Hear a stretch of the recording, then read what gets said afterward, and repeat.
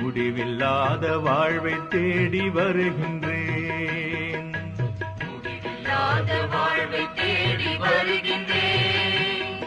இறைவா, உன் முன்னிலையில் மண்டியிட்டு கிடக்கிறேன். ஏசையா, முடிவில்லாத வாழ்வை தேடி வருகின்றேன்.